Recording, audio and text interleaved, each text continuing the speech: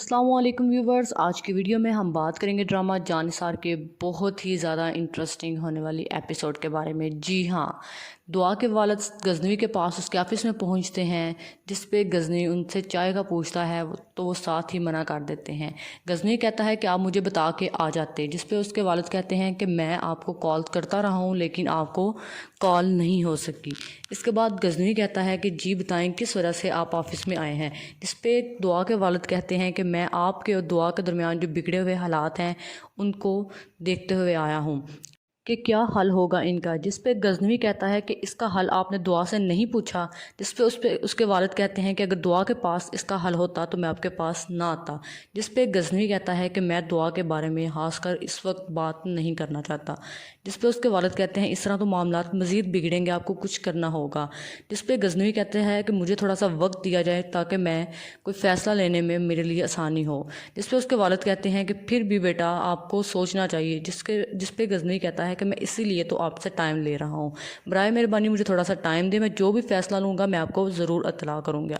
इसके बाद दुआ के वालिद घर आ जाते हैं और घर आते ही उसकी माँ पूछती है कि दुआ के बारे में आपकी बात हुई है। जिस पे उसके वालिद कहते हैं जी मेरी दुआ के मामले में बात हुई है, लेकिन गज़नवी किसी तरह से भी दुआ के बारे में बात नहीं करना चाहता। जिस पे उसकी माँ कहती है कि नहीं आपने बात ठीक नहीं की होगी। जिस पे उसके वालिद कहते हैं कि मैंने बात बिल्कुल ठीक की है। गज़नवी इस वक्त बहुत ही गुस्से में है और मुझे लगता है कि उसने तलाक का इरादा कर लिया है और वो किसी सूरत भी दुआ को नहीं अपनाएगा।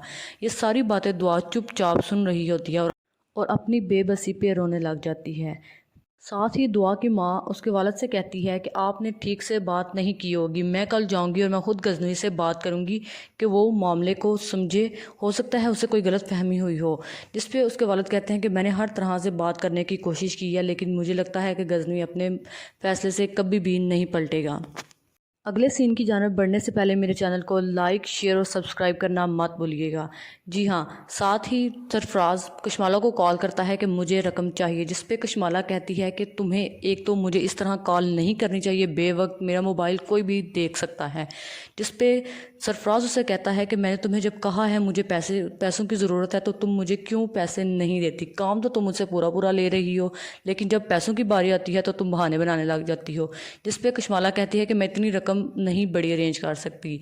जिस पे वो कहता है कि मुझे हर हाल में रकम चाहिए वरना मैं तुम्हारा साथ सबके सामने ले आऊँगा। जिस पे कशमाला कहती है कि तुम मुझे धमकी दे रहे हो। जिस पे वो कहता है कि तुम जो मर्ज़ी है समझो, लेकिन याद रखना जब दोस्ती दुश्मनी में बदलती है तो इसका अंजाम बहुत बुरा होता है। इसके बाद कशमाला साथ ही रकम लेके रेस्टोरेंट में जाती है जहाँ पर सरफराज उसका वेट कर रहा होता है। सरफराज कशमाला को देखते ही कहता है कि मुझे यकीन था तुम आओगी। कशमाला उसे फ़ौरन से रकम पकड़ाती है, जिसे वो देखते साथ ही कहता है कि ये क्या, ये 20 लाख है। जिस पे कशमाला कहती है कि 2 लाख है और अब भी मेरे ख्याल से तुम्हारे लिए ये बहुत हैं। जिस पे वो कहता है कि क्या तुमने मुझे बेकारी समझ रखा है कि मैं तुम्हारे 2 लाख में टल जाऊँगा। साथ ही कशमाला कहती है कि शुक्र करो मैं तुम्हें ये रकम भी दे रही हूँ। जिस पे सरफराज कहता है कि शुक्र तो तुम करो, मैं जो तुम्हारा सच सबके सामने नहीं लेकर आ रहा। याद रखना तुमने मुझे कहा था ना कि मैं बेवकूफ़ हूँ। हाँ, मैं दुआ की रिकॉर्डिंग तो नहीं की थी, लेकिन तुम्हारी रिकॉर्डिंग मेरे पास तमाम मौजूद हैं। जो जो तुमने मुझसे बातें की हैं मेरे पास एक एक चीज़ का सबूत है। और सोचो जब मैं ये सब कुछ गज़नवी को दिखाऊंगा तो वो दुआ की बजाय सबसे पहले तुम्हें तलाक देगा। जिस पे कशमाला फ़ौरन से चौंक जाती है और कहती है, और साथ ही एकदम से वो हंसने लगती है और कहती है कि तुम पागल हो गए हो, तुम्हें नहीं पता कि मैंने अपने रास्ते से किस किस इंसान को हटाया है, तो तुम क्या हो। लेकिन मैं इस वक्त गुस्सा नहीं करना चाहती। जिस पे सरफराज कशमाला पर मज़ीद गुस्सा करने ही लगता है तो कशमाला फ़ौरन से गॉड को बुला लेती है और कहती है कि होप सो तुम्हें समझ आ ही गई होगी। इसके बाद कशमाला घर आ जाती है और आके सोचती है कि सरफराज तो मेरी सोच से भी ज़्यादा चालाक निकला है, मुझे इसे अपने रास्ते से हटाना ही होगा, लेकिन सबसे पहले मुझे दुआ को तलाक दिलवानी होगी।